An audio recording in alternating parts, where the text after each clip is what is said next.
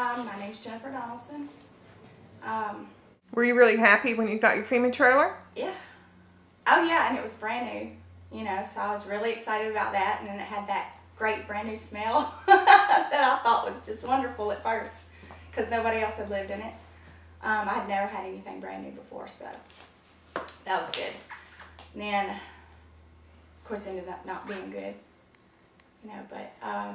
When you first moved in, you said you'd had that new smell. Did you have any problems with like burning eyes or sore throat or anything? Can you describe any medical problems you had when you moved into the trailer?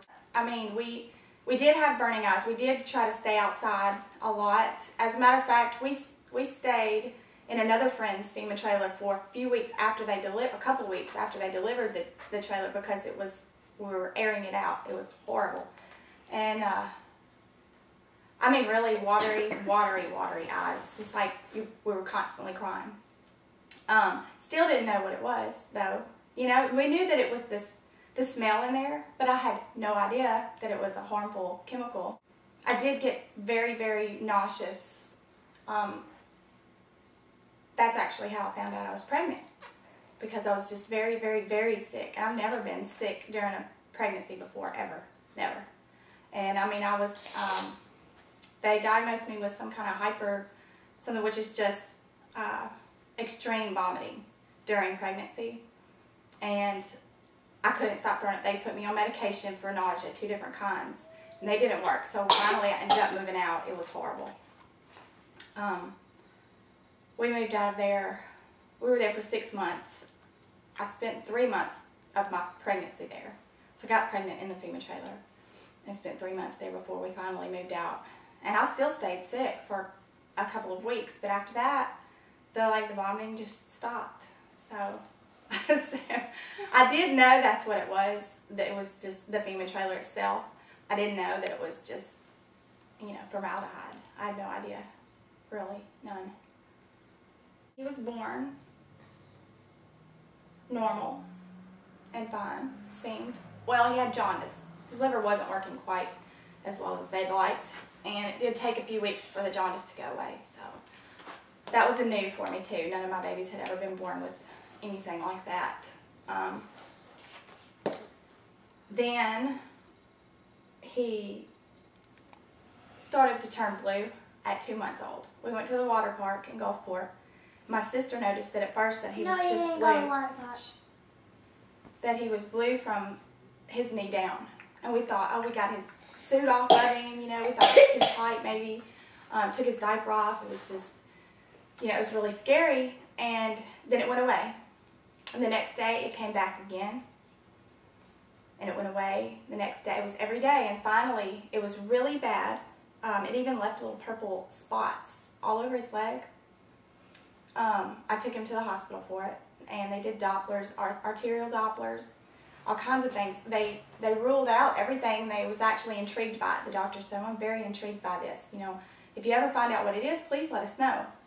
I said, okay. Well, it went away. 2 days later, I took him back to his pediatrician for it because it came back.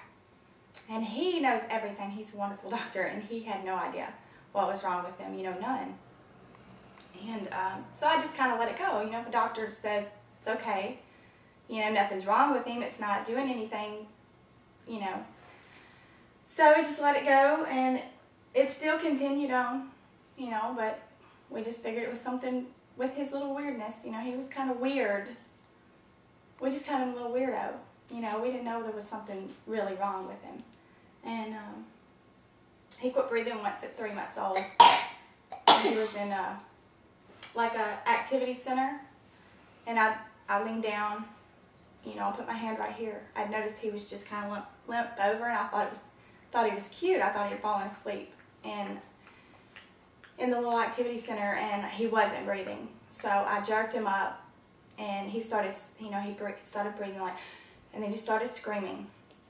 Well, I didn't take him to the doctor for that because I do have 4 kids, and I don't just, you know, freak out over every little thing. And he was breathing, so the blueness continued though. And at 6 months, he was put down to sleep, and he was checked on by his dad about 10 minutes later, and he was white as a ghost, he said, and just limp. He picked him up and he was gone. He checked for pulse and started CPR, but he was already dead. And he called 911, and they got there, and they got there 6 minutes after he called them, and they worked on him for 10 minutes before they got him to the hospital, and they couldn't get him back.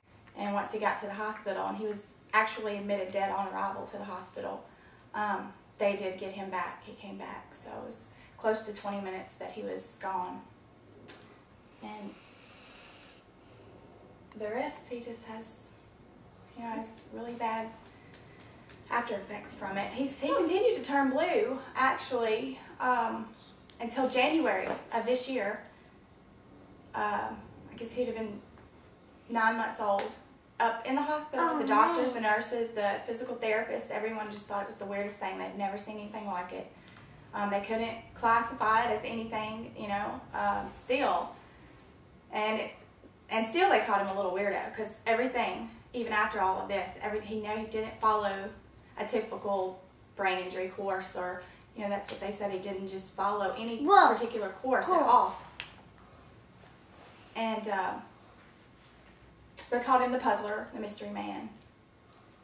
Yeah, and they still do. He still has weird little things that no one can they can't diagnose. They can't put their finger on what it is. There's just nothing. Well, when was the first time you heard that other babies in FEMA trailers are turning blue? When did you first associate that maybe the problems you were having with Wesley might have been associated with the FEMA trailer stay? Well, I saw Wanda Phillips on WDAM. Well, I saw her here in Memphis. It ran in Memphis, and my grandmother called and told me to watch it. They were going to talk about formaldehyde in FEMA trailers. And so I put it on, and I saw her. She didn't say anything about her grandbaby turning blue. She said, you know, she was talking about the formaldehyde and all around. And she had mentioned that her grandbaby had been sick. She was 3 months old, and that she had like quit breathing, and that her mother picked her up and she started to breathe again, and that was just real familiar to me with him. And so I actually got in touch with her just to let her know about Wesley and what had happened, and that the same thing had happened with him, and so maybe, you know, they could get her tested or something, so that it wouldn't happen to her, the same thing that happened to Wesley. And she actually asked me, well, let me ask you a question. She said, did he ever turn blue? And I said, oh my gosh, I cannot believe you just asked me that question. I said, yes, he did, a lot. I said, and they didn't know what it was. And she informed me that her grandbaby was turning blue as well, and that they didn't know what it was, that everything seemed to be fine. So that was really scary and concerning for me to know that that's, you know, the same thing could be happening. I don't want, you know, it's too late for Wesley. What happened to him happened. And that brings me to the apnea monitors. Oh, off.